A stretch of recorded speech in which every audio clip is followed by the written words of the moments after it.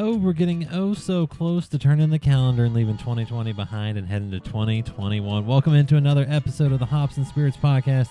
I'm your host, Jonathan Green. We got a great one for you today as we talk beer trends with Kevin Patterson. Yeah, he talked a little bit about fall beers with us in an earlier podcast, and he's back to talk winter beers and beer trends that he's seen come and go and some that he's expecting to see in 2021. It's a really fun episode. Before we get to that, though, remember you can find us on Instagram, Facebook, and Twitter at Hop Spirits, all one word. You can keep up with our shenanigans, our fun that we have with our guests, and also some of our specialty things such as our bar conversations and probably a few other things happening in 2021. You won't want to miss that. Also, don't forget to rate us 5 stars, leave a nice comment on whatever podcast player you're listening to us. It always helps us out, and we're really appreciative of that. And before we get into the hoppy side of things, I was fortunate enough to get a sample from George Dickel of their new Single Barrel program, which they just started. It's in only a few states right now, and then it's going to head to some more. It's a 15-year whiskey of theirs, and it can come in all sorts of variations because no two casks are the same. So when I say all sorts, I mean it comes in several different varieties.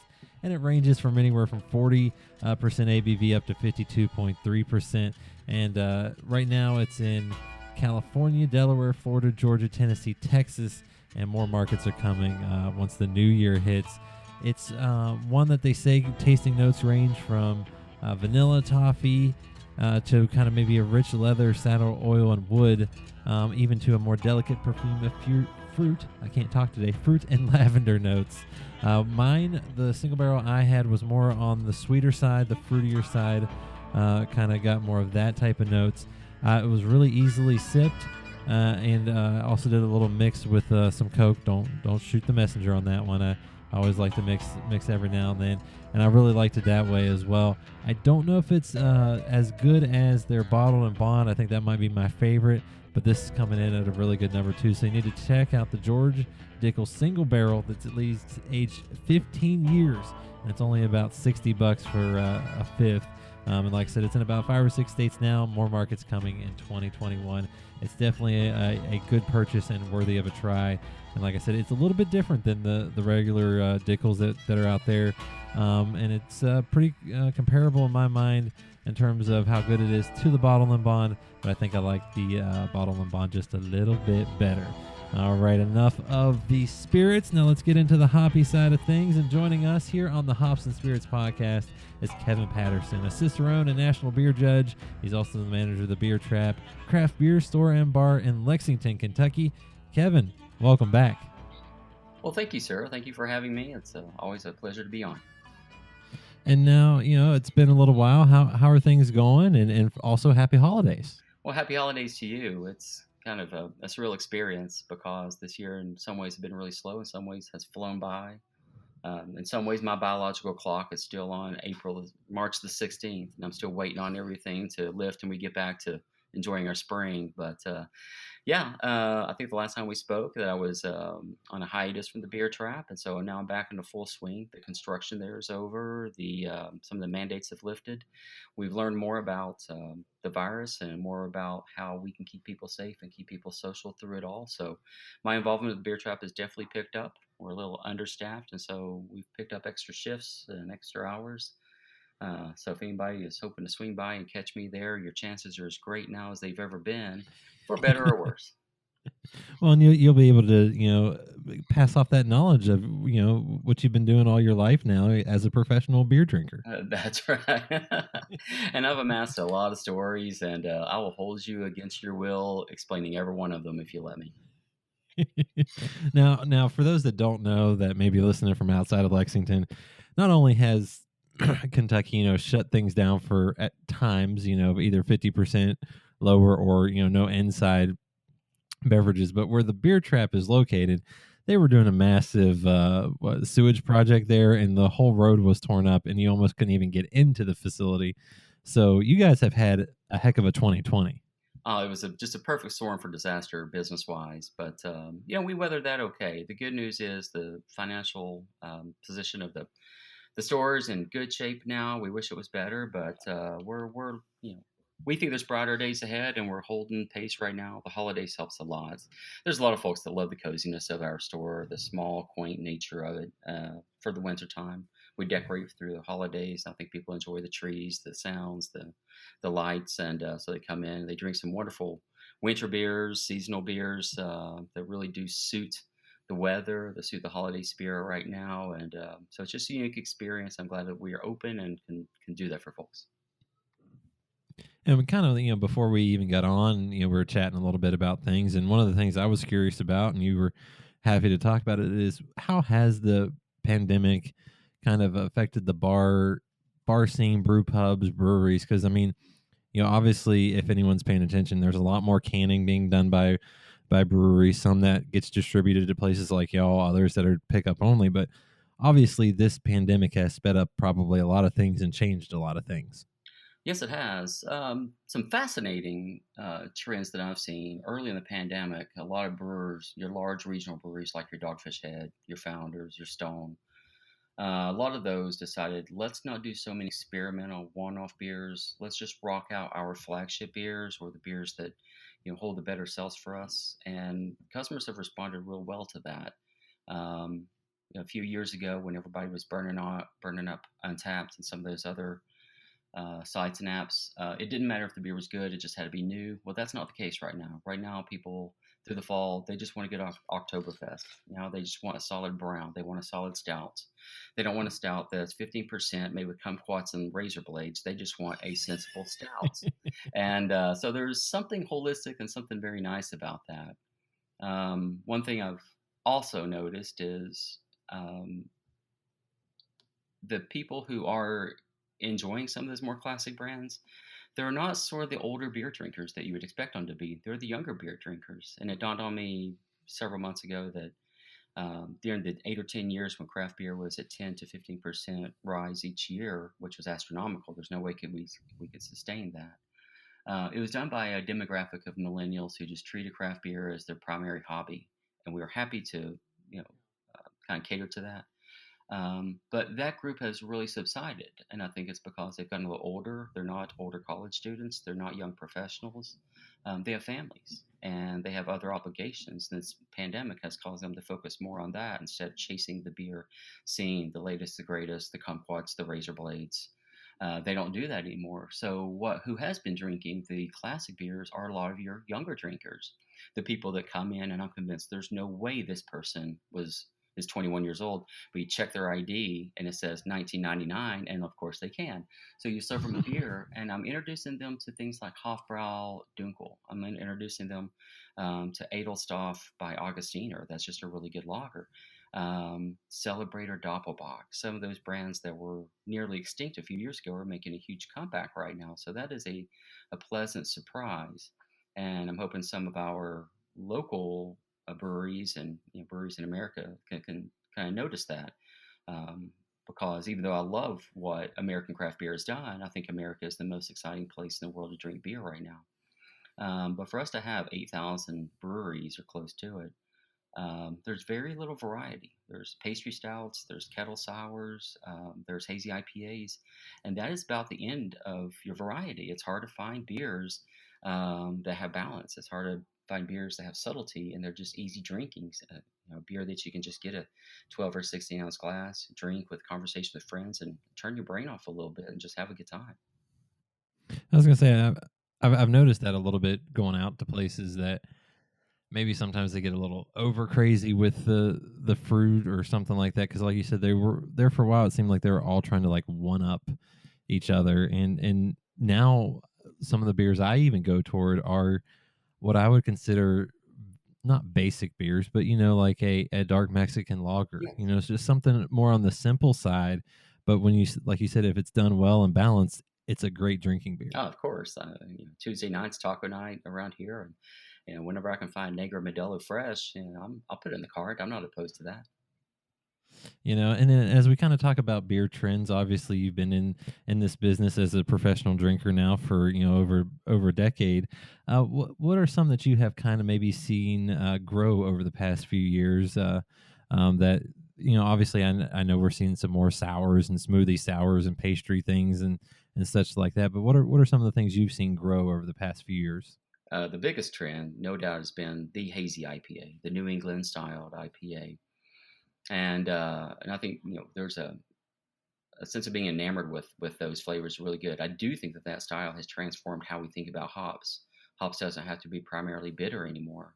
When I started homebrewing, late '90s, early 2000s, some of the old timers that would make IPAs, they would say, okay, hops are for bitterness, and if you use too much in the dry hop stages, you're basically wasting the bittering ability of that hops. Therefore, you're wasting your money. We don't think that way anymore. Some of the new hops that's come along, they actually have better aromatic qualities and flavor qualities than bitter qualities, and so we just emphasize those aspects of the hops. And that means we sometimes have to change our water profiles. We have to change our yeast strains. We have to change our grain bill to suit hop aromatics and hop flavor, and to a certain extent downplay the bitterness. So that's the birth of the hazy IPA in a nutshell. So that has kind of dominated the scene recently. And it's really caused a lot of breweries to abandon some styles that I thought had some potential, like the black IPA. There for a season or two, seemed like the Brute IPA was trying to make a little bit of headway, but brewers have kind of turned away from those. They just kind of realized people want the haze, and so breweries are happy to produce the haze. There's a guy that came in the other day that was from California, and he didn't know Bearded Iris, the brewery, and so he said, "So do they make hazy IPAs?" And I said, "Well, let me say this: they make about 50 beers. 75 of them are hazy IPAs." So, that's kind of where we are. And there's minor differences between a lot of the brands. They can all bleed together quite a bit. But that's been the big trend that I've seen. The other things, sours, those are very popular. And these beer styles, the hazies and the sours, they're independent of the weather. Usually we think about sour ales as being something with more of a summer beer.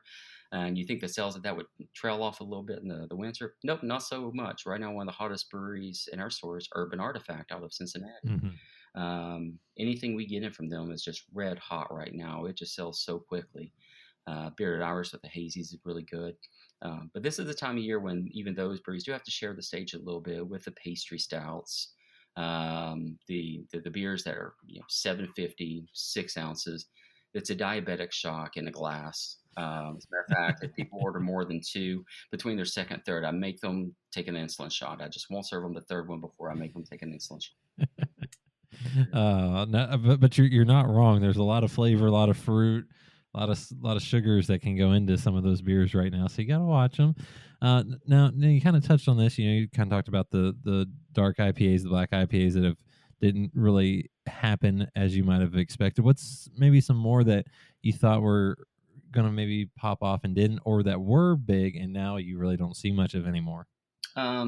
One style that comes to mind is not really a change in style at all. It's a change in marketing. What's happened is the session IPA really lost a lot of steam after it was popular for a couple of years. People just realized, hey, if I want hops, I also want the booze. So give me a 7%er, not a 4%er, especially when the price was pretty close to being the same. But what breweries have done, they've taken out some of the calories by reducing the amount of residual sweetness in those IPAs, and maybe used a few of those hazy techniques to create a beer they call the low cal IPA. And that's just a different way to look at the session IPA because it has a lot of those hop forward flavors, maybe not the aggressive bitterness, but you also get the lighter package. A lot of these breweries, they're using like enzymes like you find in the brewed IPA as a method to lighten the carbohydrate character, thus you lighten the calories of the beer. So the local IPA is local L is gained some traction here recently. The sales of those have trailed off a little bit now that the weather has come around. They're going to wear their stretchy pants. They're going to wear sweatshirts. They're going to eat goulash, and they're going to drink full bodied beer. That's just what you do during the wintertime. Yeah, I was gonna say you can definitely see the low cal IPAs. I almost liken that to a Mick Ultra. The athletic branding of you're out for a run or whatever, and you still want an IPA. Well, the low cal IPA is kind of that perfect marketing tool right now for those type of folks. It is, and as the craft beer industry started easing up in its growth numbers and growth started moderating around 0 to 2%, brewers I think were scared a little bit that people were going to go back to those Mick Ultra type beers with a the commercials shows people athletics, shows people, after a run at the beach, they reach for one of those. So I think the brewers said, okay, well, let's do that too, but let's do it with our flavors. Let's do it with our ingredients. Let's do it with our technique and our marketing strategies. So founders with All Day did an okay job with that with the Session IPA. Now you have like Dogfish Head, the Slightly Mighty. That's a good one. So, and there's a lot of them following suit. Even though those are still selling okay, the summertime when people are looking at those vacation times when we're allowed to take vacations, or go to a pool or do something like that, people are like, oh, I'm going to take off my shirt. People are going to see my midriff. Maybe I don't need a pastry stout right now. Maybe I do need that low-cal IPA. I love that description there, and I guess to some degree, do you also think that sometimes when sales, or at least the industry is kind of obviously not doing growing gangbusters, then people really have to sit down and pay attention and get more creative in the sense of finding what people want, maybe more long term than just kind of a good one off. I mean, do you think that's kind of challenged brewers to do a little better in a sense? Yeah, somewhat. I do think so, and I think that's a reason why so many brewers have decided let's just focus on our core brands because we know we do those well. We know we can improve them. We know we can rock these out and give folks something that's stable, something that's familiar, something that's comfort. We talk about comfort food at restaurants or home. Well, I think there's comfort beers too, and I think during the pandemic when people are drinking maybe at home, they're more likely to come in and grab a six pack out of a six-pack cooler, something that's sensible, something that's drinkable, something that's moderate in alcohol content. But it's just it fits like a glove for them flavor wise. It's a comfort beer. So that's where you just see a guy just reach for a two-hearted L. So it's when some lady, she'll come in and just grab a scrimshaw, a six-pack. Whereas any other time they may sit down and order two or three different beers off the draft, or maybe get a mix and match six-pack to go. Take a chance to look at the labels. I think maybe people are maybe buying in a little bit more haste if they want to get into a store and out quickly, or if nothing else, they just want an opportunity to turn off their brain and just buy a beer. And so a quick six pack or something that they know they've loved for years is just something comfortable to them. And I can't fault anyone for wanting some sense of normalcy, even whenever it comes to beer purchasing and beer drinking right now. I think those things are all very welcomed if it helps people emotionally, if it helps people mentally. Um, and so I think there's just something comfortable about that. When cooking at home, I like to experiment. I like to do a lot of stuff, but sometimes you just want a cheeseburger. And so, That's very true. You touched on it a little bit. I mean, do you think that that's something that like y'all, being a craft beer bar, will also have to pay attention to? Is maybe the changing habits of the consumer a little bit? Now, obviously, when things get back to normal, whenever you want to say normal, whatever normal is, and whenever that may occur. But I mean, do you see it going right back to the way it was, or do you think people might be a little more apt to just kind of go with the known quantities over the unknown? yeah, I don't know. I mean, it's hard to forecast, but I do think that those days of the beer advocates, the rate beers, the untapped kind of pushing people in a certain direction of how they buy beer. I don't necessarily think we're going to see that at that fervor like we did 5 and 7 years ago. It's still going to be there. Those sites aren't going away. And the folks that treat beer like a hobby, they're not going away. But I'm seeing less major beer groups forming. And when that happens, of course, there's some people kind of swaying people to drink this, to drink that, to don't drink this, don't drink that. I don't see that as much anymore. And I think that the newer beer drinkers, the new people that we're calling the 21 crowd, can you believe that next month we can start letting people that were born in 2000 legally drink beer in your bar? No, when you said 1999, I about had a heart attack. So, but I think this new crowd, I think they're less swayed by groups. I don't think they necessarily want to be a part of a bigger beer community. I think they want to come in with their friends. We're seeing groups of 4, 5, 6 people come in, sit down, and people who I would not normally associate with craft beer, well, they're ordering craft beer. And it might be a new American brand. It might be something a little older. They don't really think of the older beers as being passe. For a store like ours, it somewhat gets us back to our roots, which I'm excited about. When we first opened, we didn't know we were at the cusp of 10% growth in the craft beer world. So we designed the beer trap to have a little bit more of an English and Belgian motif We designed it to be half focused on European brands that we trusted, the other half on American beers. And then shortly after, we kind of realized, okay, people are shifting their drinking habits. People don't necessarily want all those English beers, Scottish beers, German beers, Belgian beers. What they want is America. And so as we went from 1,200 breweries a decade ago to 8,000 now, the push, the American side of the aisles has really pushed against those European brands quite a bit and somewhat edging them out. And so now I see the European stuff pushing back because I think the younger drinkers, they're just less swayed by the American craft and they're a little bit more accommodating to maybe some of those older brands with a little bit of a passe looking label or names like Dunkel or just Belgian Pale Ale, some of those flavors. I think they enjoy that, and so there's a part of me that enjoys that too. It really gets us back to the roots of being a pub where there's a beer for everyone. Beer is a common person's beverage. It's affordable. Everybody on a standard middle income budget can come in and buy any beer you want in our store. And so there's a familiarity and there's a comfort level with your wallet as well, and with it's easier to take chances on some things. And so I think the younger audiences are more willing to check out some of those European brands as well. Now, keep in mind, used to be it was the older folks, the folks that were probably late 40s into their 60s that would fuel the European craze. Um, those folks right now are largely scared to go out in public, and for obvious reasons. They may say, let's do a curbside. You take my credit card information, we bring it out there. Yeah, just pop it in my trunk and go. That's perfectly fine too, but we're seeing less and less of that. So the upsells in the European brands is not necessarily fueled by kind of the old timers find their way back in. It really is a younger audience, and that's something I didn't see coming. And then, looking ahead to 2021 and beyond, what are some styles that we might see? Will it be more maybe on the English European style, Belgians, German style lagers, things like that, or will it be maybe more the hazies and things like that?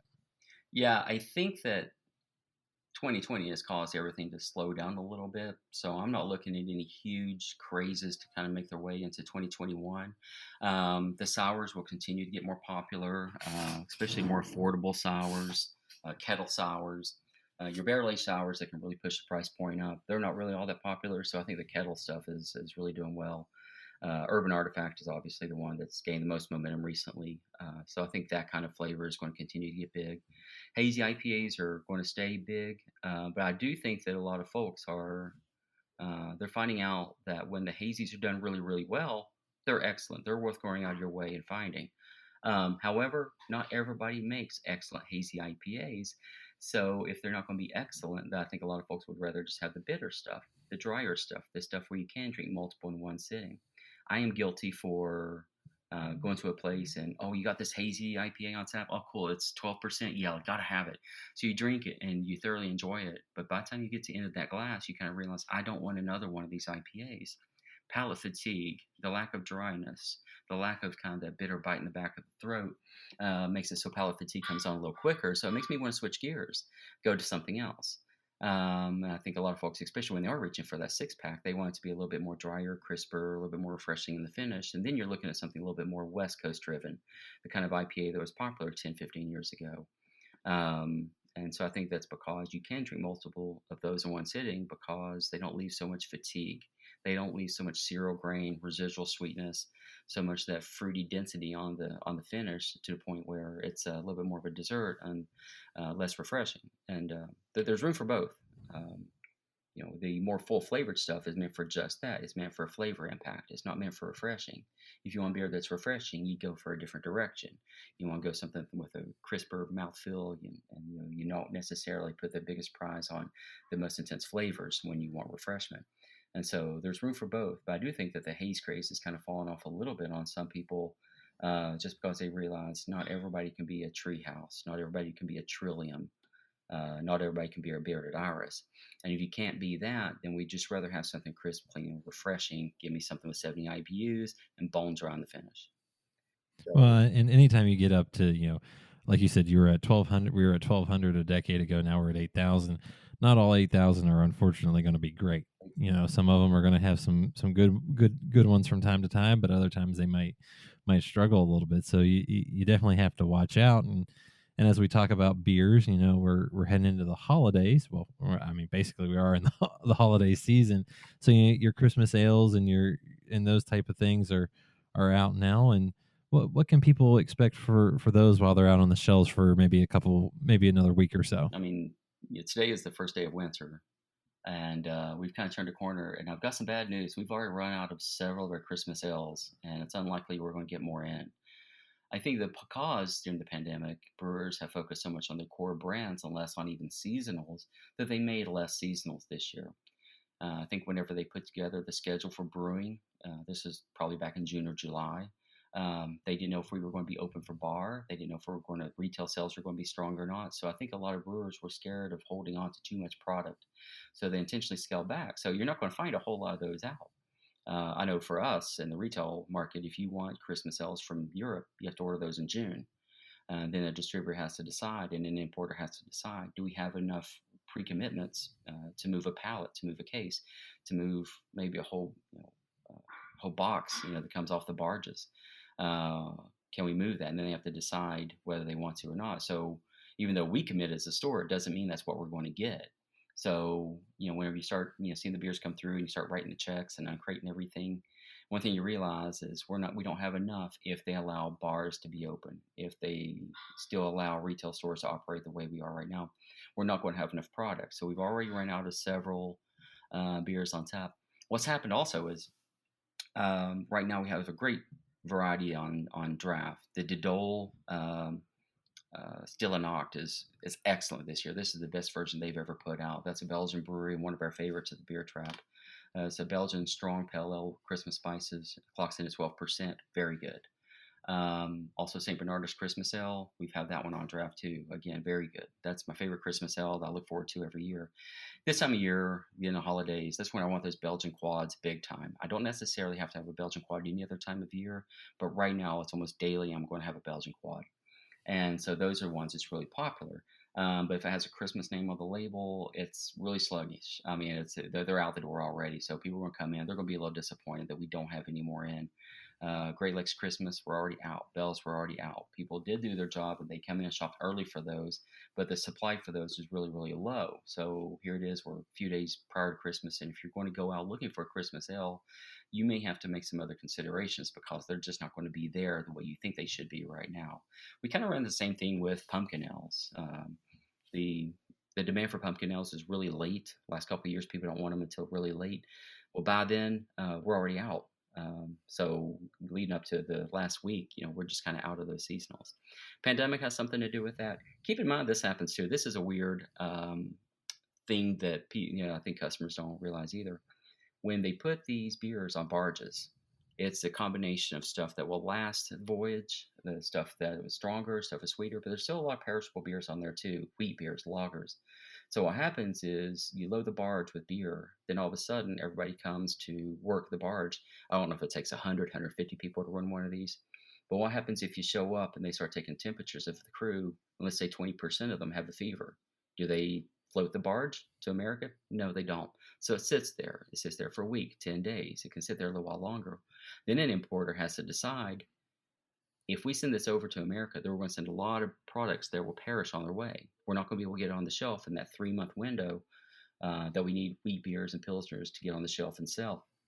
So what they do is they say, okay, we're going to renege this entire shipment. So the shipment can sell at a reasonable rate in Europe, get it out fresh, get it out easier that way. But the problem is the other half of those beers, like Christmas ales, they don't make their way over here.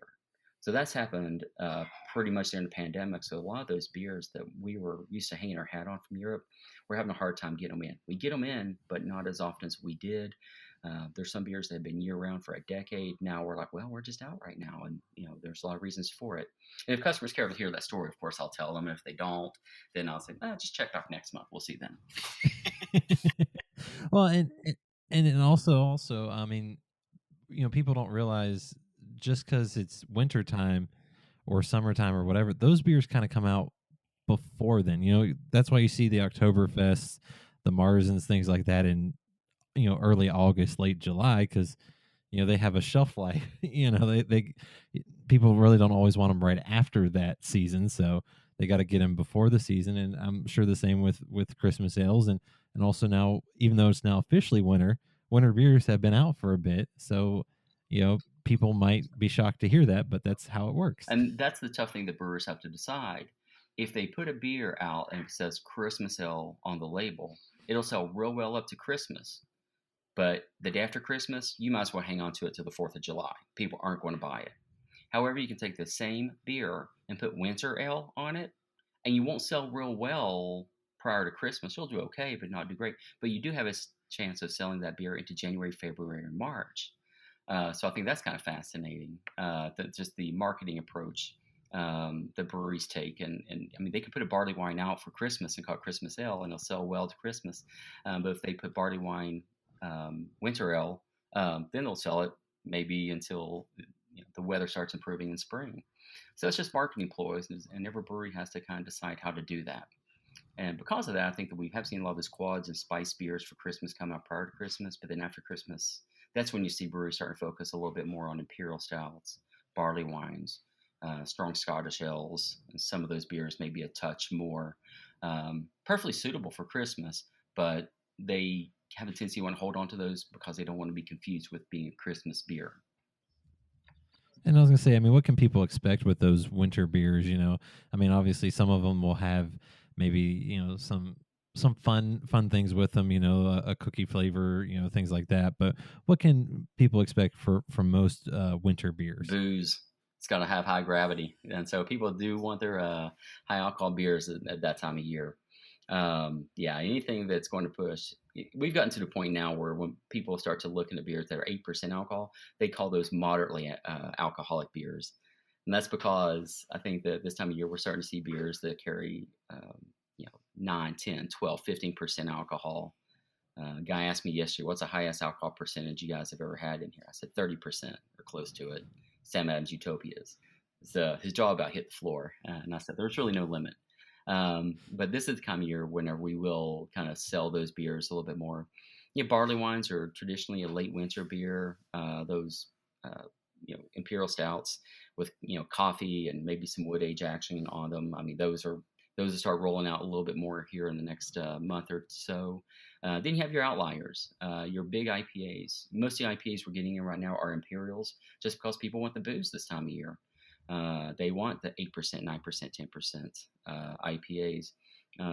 And that's why, Bell's have traditionally put out their Hop Slam tail end of January or early February, because they know this is the time that people still want their hops. They just want it in a little bit bigger package.